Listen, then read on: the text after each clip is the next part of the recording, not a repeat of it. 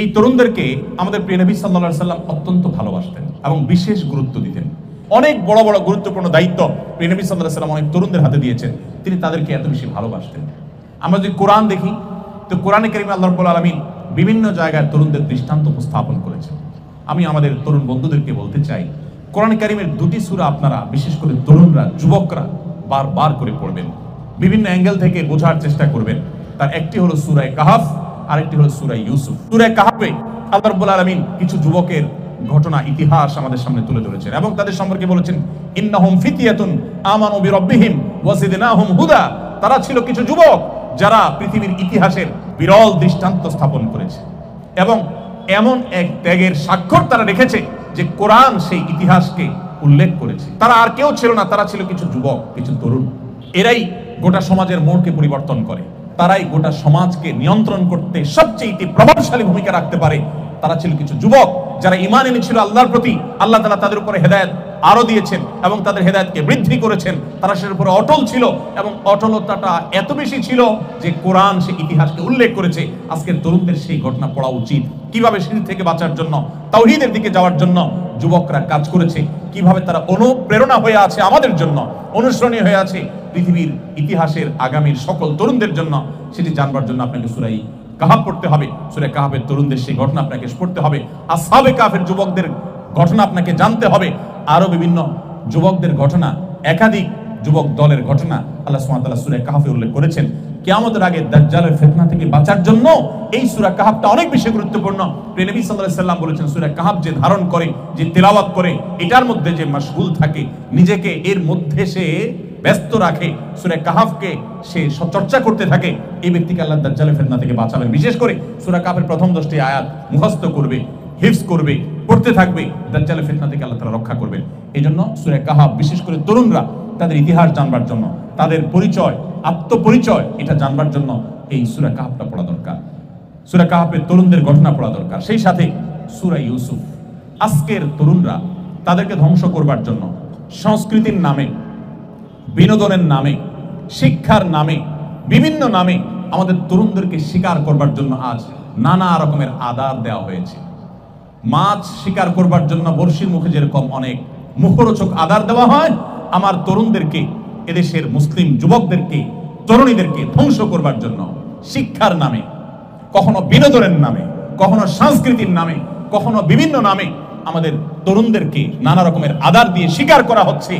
শিকার হওয়া তরুণের সেই অনুভূতিও নেই, তার সেই ন্যূনতম সেন্সটুকু পর্যন্ত নাই যে সে শিকার হয়ে যাচ্ছে।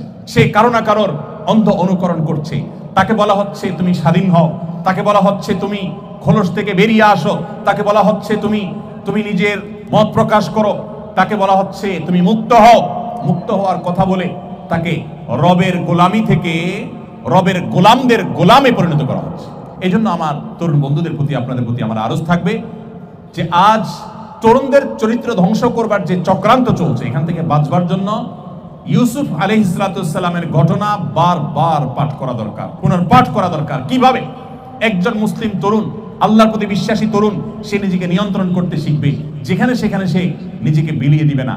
তার একটা আত্মসম্মান থাকবে, আত্মমর্যাদা থাকবে, আত্মপরিচয় থাকবে, তার মধ্যে একটা বাইন্ডিংস থাকবে, নিয়ন্ত্রণ করবার ক্ষমতা থাকবে। যার নিজের প্রতি নিজের কন্ট্রোলিং পাওয়ার নেই, সে নিজেকে যুবক দাবি করাটাও হাস্যকর। যুবক এবং তরুণ তো সে যে নতুন গাড়ির মতো, নতুন গাড়ি যেরকম ব্রেক দিলে সাথে সাথে সেটা কাজ করে, ঠিক একইভাবে একজন তরুণ সে যেখানে থামতে চায় সেখানে সে থামতে পারে, নিজেকে নিয়ন্ত্রণ করতে পারে, তার চরিত্রকে যেখানে সেখানে রাস্তাঘাটে বিলিয়ে দেয় না, অপাত্রে বিভিন্ন মুখরোচক স্লোগানের আড়ালে সে নিজের চরিত্রকে ধ্বংস করে দেয় না। আজকের তরুণদের চরিত্র, এটাকে ধ্বংস করবার জন্য যত আয়োজন আছে, গোটা সমাজে চালনি দিয়েছে কে? মুসলমান তরুণদের মধ্যে সৎ চরিত্রবান তরুণ, যেই তরুণ দাঁড়িয়ে বুক টান টান করে বলতে পারবে আমার জীবনে একটি মুহূর্তের জন্য কোনো অশ্লীলতা, কোনো মন্দ বিষয়, জেনা বা জেনার আনুষঙ্গিক কোনো বিষয় আমাকে কখনো স্পর্শ করেনি, এরকম বুক টান করে বলার মতো তরুণের সংখ্যা এই সমাজে খুব কম। সময় তো ভাইরা, সেই যুবক হওয়ার জন্য আমাদের সূরা ইউসুফ পড়তে হবে। কিভাবে আল্লাহ নবী ইউসুফ আলাইহিস সালাম, তার কাছে লোভনীয় প্রস্তাব এসেছিল, কিভাবে তিনি সেই প্রস্তাবকে ডিনাই করে নিজের ঈমানের পরিচয় দিয়েছেন। সেজন্য তাকে জেলে পর্যন্ত যেতে হয়েছে। তিনি সে বন্দী জীবনকে গ্রহণ করেছেন, নিজের চরিত্রকে বিলিয়ে দেন নাই। আর আমাদের যুবকরা তাদেরকে কোনো প্রলোভনও দিতে হয় না, স্বেচ্ছায় তারা শয়তানের হাতে ধরা দিচ্ছে। এই যুবক গোটা পৃথিবীতে যদি ভরেও যায়, এই মুসলিম যুবক দিয়ে মুসলমানদের কল্যাণ হবে না, মুসলমানদের মুক্তি সাধন হবে না। মুসলমানদের মুক্তির জন্য এমন কিছু যুবক দরকার যারা হারামকে না বলার মতো ঈমানি পাওয়ার অর্জন করবে। আল্লাহ আমাদের সব যুবককে সেই তৌফিক দান করুন। অতএব আমি যুবকদেরকে বলতে চাই যে আপনারা সর্বপ্রথম যে কাজ করবেন তা হলো কোরআন এবং হাদিসের ব্যাপক নলেজ এবং ইলম অর্জন করতে হবে আপনাকে। আপনি শুধুমাত্র শুনে শুনে মুসলমান হলে চলবে না, আপনি মুসলমানের সন্তান মুসলমান হলে চলবে না। আপনাকে কোরআন সম্পর্কে জানতে হবে, আপনাকে হাদিস সম্পর্কে জানতে হবে, আপনাকে তুলনামূলক ধর্মতত্ত্ব সম্পর্কে জানতে হবে। আপনাকে কূটচক্র যে নাস্তিক এবং উগ্র নাস্তিক যারা ইসলাম এবং মুসলমানদের প্রতি বিদ্বেষ লালন করে, এরা যে বিভিন্নভাবে বিশেষ করে সোশ্যাল মিডিয়াতে, বিভিন্ন ব্লগে, বিভিন্ন জায়গায়, বিভিন্ন প্ল্যাটফর্মে তারা যে ইসলামের বিষয়ে আপনাকে সন্দেহ প্রবণ করে তুলবার জন্য নানা রকমের তারা ফাঁদ পেতে রেখেছে, সেগুলোর বিরুদ্ধে সোচ্চার হওয়ার জন্য আপনাকে জ্ঞান অর্জন করতে হবে। আপনাকে ইসলাম সম্পর্কে নিজে আগে ভালো করে জানতে হবে, তাহলে সেগুলো মোকাবেলা করতে পারবেন। এবং নিজের চরিত্রকে হেফাজত করবার জন্য যেমনটি বলেছিলাম, সূরা কাহফ এবং সূরা ইউসুফ আপনাকে পড়তে হবে, বুঝতে হবে।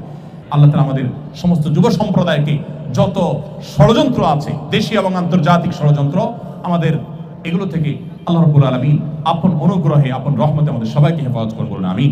জাযাকুমুল্লাহু খাইরা ওয়া আখিরু দাওয়ানা আলহামদুলিল্লাহি রাব্বিল আলামিন।